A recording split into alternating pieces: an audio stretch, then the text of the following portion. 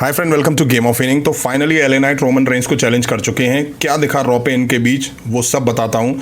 आज के शो की ओपनिंग रोमन रेंस करते हैं। वो अकेले आते हैं। वो आके कहते हैं आपको पता है अपने ट्राइबल चीफ के बारे में, जो मैं बोलता हूँ वो मैं करता हूँ, जो मैंने बोला वो मैंने निभाया। मैंने डेजर्ट में गया, रॉयल रंबल जीता और मैंने जीता। मैं रेसलमेनिया गया, बीट किया उस बुड्ढे को, पूरा समर मेरा था और लास्ट नाइट मैंने सेथ रॉलिंस को हराया। मुझे पता है ये बुरा लगेगा आपको क्योंकि सेथ रॉलिंस का ये होम टाउन है, यहाँ का वो बॉय है, मेरा भाई है वो। लास्ट नाइट कुछ तो पीस मिला मगर मैं माइंड नहीं करूँगा, आप कर सकते हो। इसके बाद क्राउड सेथ रॉलिंस का सॉन्ग गुनगुनाता है। रोमन रेंस माइक ऊपर कर देते हैं। तभी यहाँ ये एले नाइट की एंट्री होती है। वो आके बोलते हैं let me talk to you, congratulation तुम्हारी जीत के लिए जो समर स्लैम में मिली, और अभी भी तुम चैंपियन हो। सेथ रॉलिंस और मैं, हम दोनों ने कहा था तुम अपने दम पे कुछ नहीं कर पाओगे, बट तुमने अकेले करा, उसके लिए भी कांग्रेचुलेशन। लेकिन तू अभी भी एक फ्रॉड है। मैंने महीनों तक तेरा नाम कॉल आउट करा, बट तूने आंसर देने के बजाय तूने अपने कुत्तों को भेजा। तूने मेरा और मेरे बीच में ब्लड लाइन को डाल दिया।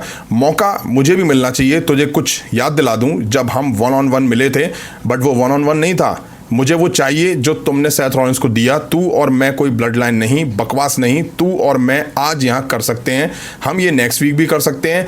तू चाहे तो मनी इन द बैंक में भी कर सकते हैं, और रेसलमेनिया में करना है तो वहाँ भी कर सकते हैं। मैं इंतजार कर सकता हूँ। सही जवाब है ये। रोमन रेंस कहते हैं कि मैं यही बात कर रहा था। ढोंगी है तू मुझे फ्रॉड कह रहा है।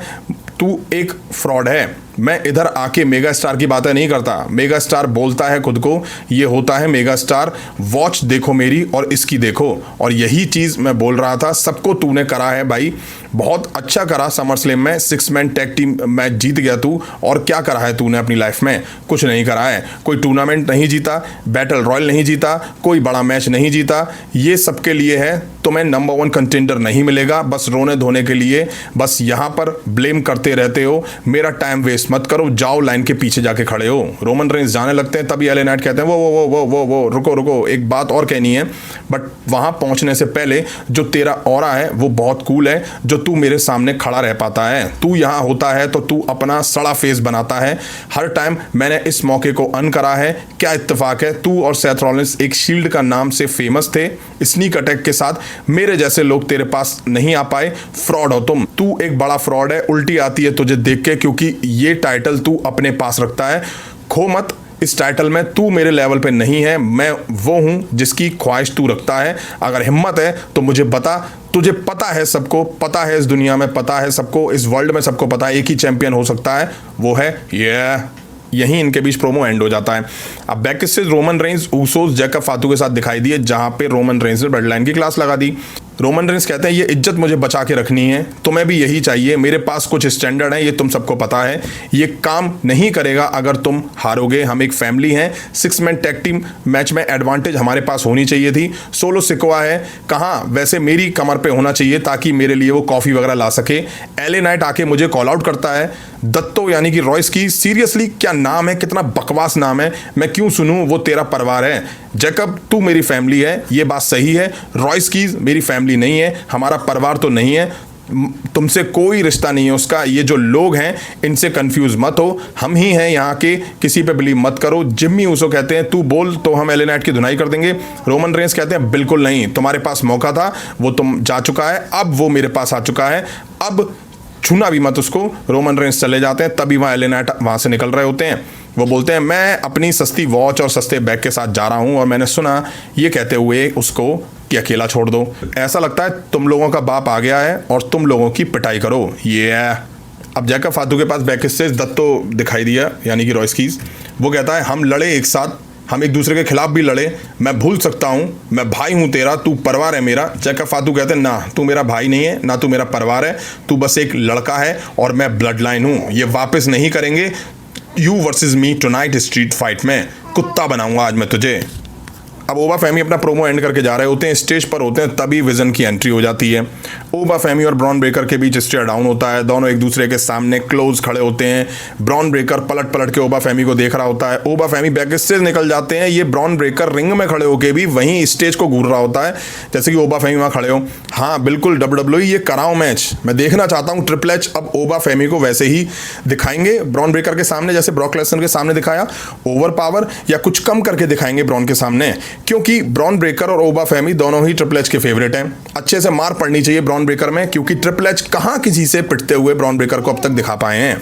अब बैक स्टेज पॉल हेमन के पास ब्रॉन ब्रेकर दिखाई दिया, वो आके कहता है मुझे नहीं पता तुमने देखा या नहीं। पॉल हेमन कहते हैं हाँ मैंने देखा।